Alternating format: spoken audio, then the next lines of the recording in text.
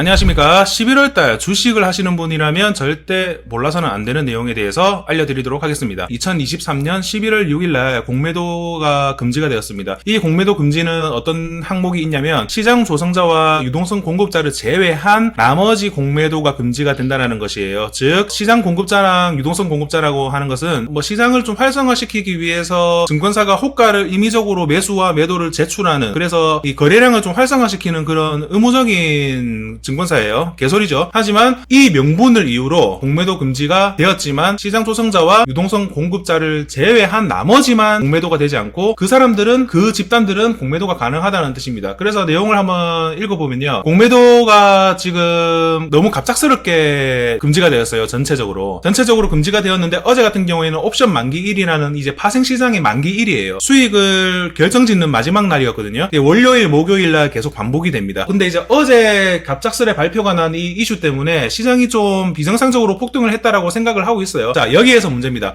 오늘 뉴스가 하나 났는데 이거는 당연히 아는 뉴스예요. 공매도가 전면금지가 아니다. 코스닥 공매도는 더 늘었다. 자, 여러분, 코스닥에서, 코스피에서 공매도가 금지가 되었는데도 불구하고 왜 공매도가 더 늘었다라고 생각을 하십니까? 당연히 시장 조성자의 공매도 때문입니다. 자, 시장 조성자라는 권한은 시장의 유동성을 조절하는 어떤 재량을 가지고 있어요. 재량을 가지고 있기 때문에 어제 같은 시장에서 만약에 좀 폭등을 했다, 시장이 폭등을 했다라고 했을 때 이거는 시장이 너무 과도하게 올라갔어, 이거는 좀 누를만해, 이런 명분을 가질 수 있는 집단들이에요. 그러니까 공매도가 금지가 되면 첫째로 어떤 일이 일어나겠습니까? 공매도가 많이 쳤던 종목들이 이제 환수를 해야겠죠. 환수를 해야 되는데 주가가 너무 천정부지로 끌어올려져요. 그렇게 되면 어떻게 되겠습니까? 환수를 하고자 하는 물량이 위에서 막 주워 담아야 되는 거예요, 종목들을. 그러니까 일봉 차트로 한번 보시게 되면 어제 많이 올라갔던 종목들 중에 공매도가 좀 심했던 종목들, 대부분 2차전지죠. 2차전지가 엄청난 상승을 만들어내면서 출발을 했습니다. 그런데 14%로 출발했던 이 LNF라는 종목도 마찬가지로 14%에서 28%, 25%, 28% 거의 상한가 부근까지 올라갔던 종목이 오늘 15%가 폭락을 했어요. 자, 그 이유는 무엇일까요? 바로 시장 조성자의 공매도입니다.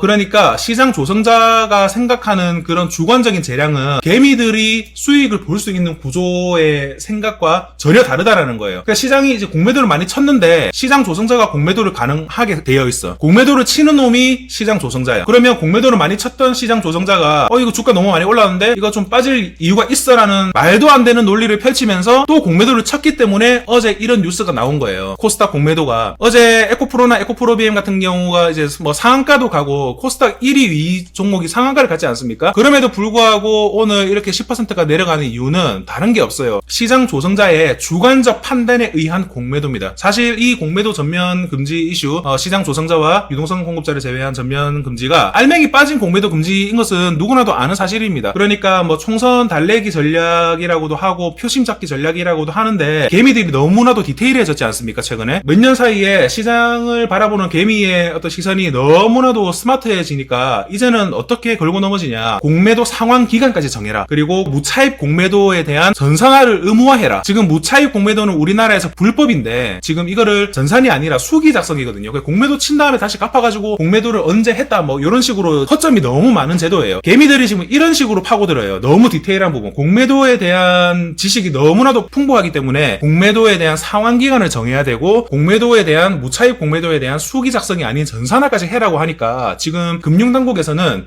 일단 알겠어, 이것까지 우리가 건드리게 되면은 와, 이거 진짜 속된 말로 외국인이나 기관들이 국내 주식에서 헤쳐먹을 게 없는 거예요. 그러니까 일단 풀어준 거예요, 이 공매도를. 하지만 시장 조성자와 유동성 공급자는 예외로 했지 않습니까? 그 시장 조성자와 유동성 공급자의 공매도 수량은 물론 말도 안 되게 늘어나진 않을 겁니다. 그러니까 공매도가 금지되었던 시절만큼 늘어나지 않을 거예요. 즉 공매도가 금지가 되었음에도 불구하고 공매도가 가능했던 시기보다 더 치지는 못할 거란 말이에요. 왜? 시장에서 보는 눈이 있기 때문에. 그래서 지금 이 LNF의 종목을 예로 한번 들어보게 되면 3월 16일 날 공매도가 금지가 되었습니다. 그전에는 공매도 수량이 빡빡했죠. 그 이후부터 공매도 수량이 있긴 있었지만 이 공매도가 금지가 되었음에도 가능했던 시장 조성자와 유동성 공급자의 공매도예요. 약하게 나오고 있죠. 약하게 나오고 있기 때문에 이거를 시장 조성자라는 명분 하에 예전만큼 치지는 못할 거예요. 앞으로도 한 6개월 동안은 6개월 한다고 했으니까. 하지만 그럼에도 불구하고 공매도가 늘어났던 이유는 무엇입니까? 일단 요금 처음 먹더라도 시장 공급자, 유동성 공급자가 손실을 최소화시켜야 되니까. 그래서 어제 오늘 공매도가 오히려 안 줄어들었 줄었다는 뉴스가 많이 나올 거예요. 왜? 지금 공매도가 금지가 돼서 앞으로는 공매도를 치지 못할 텐데, 그리고 공매도를 치더라도 예전에는 뭐 10만 주씩 쳤다라는 거를 뭐 다음부터는 뭐 5천주, 3천주 뭐 이런 식으로 이제 거의 뭐 10분의 1 토막 정도로 줄어들 거란 말이에요. 그러면 지금 욕을 쳐먹더라도 공매도를 세게 쳐가지고 주가를 뺀 다음에 그걸 환수를 시켜야 돼요. 환수를 시켜야 되기 때문에 오늘 말도 안 되는 하락이 또 일어나고 있는 겁니다. 어제 말도 안 되는 상승이 일어났다 손 치면 이 공매도를 쳤던 기관들이 이제 미쳐가지고 막 패닉 매수가 들어온 애들도 있고, 그리고 빠르게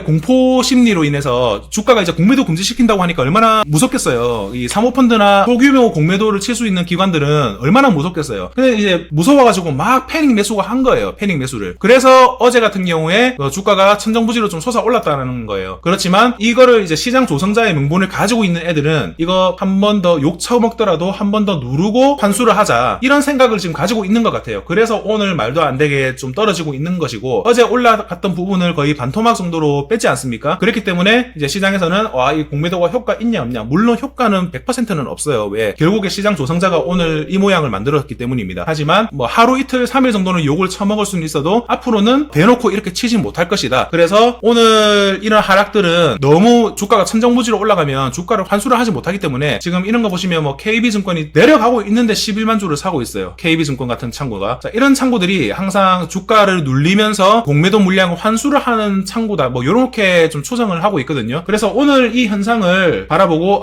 어제 올랐다가 내려갔네, 이 현상을 이해하는 가장 쉬운 방법은 제가 방금 말씀드린 것처럼 시장 유동성 공급자의 재량적인 판단에 의한 공매도. 어제 너무 코스닥이 7% 올라가고 코스피가 5% 올라갔으니까 이거는 시장 조성자의 입장에서 좀 누를만해라는 말도 안 되는 개소리가 여기에서 적용이 된 것이에요. 앞으로 이 부분도 분명히 손을 봐야 되겠고, 그리고 오늘 이 현상 자체만으로는 크게 쫄일 필요가 없다. 왜? 차트를 한번 돌려보시게 되면 2020년 12월 31일 기준으로 일봉 차트를 한번 보게 되면 코로나 때 공매도가 금지되었을 때가 3월 16일입니다. 3월 16일. 자, 여기에 금지했으면 어제같이 엄청난 상승이 나왔어야 되겠죠? 하지만 그게 안 나왔어요. 그때는 왜 그랬냐면 전 세계 글로벌 증시가 다 같이 박살이 나던 시기라서 이 공매도를 금지시켰다는 정책이 발표되었음에도 불구하고 오히려 그 다음날까지 더 빠졌어요. 하지만 차츰 회복을 했다라는 거. 그래서 오늘 이 시점의 사례는 처음 있는 사례가 아니에요. 처음 있는 사례가 아니라 코로나 때도 금지를 시켰지만 며칠 뒤까지 조금 공매도 금지에 대한 영향력이 없다라는 시장의 인식을 주었을 가능성이 높고, 그리고 3년이 넘은 시점이잖아요. 이때 무차입 공매도나 아니면 시장 조성자의 공매도가 또 얼마나 심했겠습니까? 그때는 이제 개미들의 스마트한 이런 시장을 바라보는 눈이 정말 적었을 때고, 지금은 시장에서 바라보는 눈이 정말 많기 때문에 이런 과도한 공매도, 시장 조성자의 지위에서 과도한 공매도는 사람이 보고 있고 시장이 보고 있고 모든 시장 참여자가 보고 있기 때문에 차츰 줄어들지 않을까라는 생각에서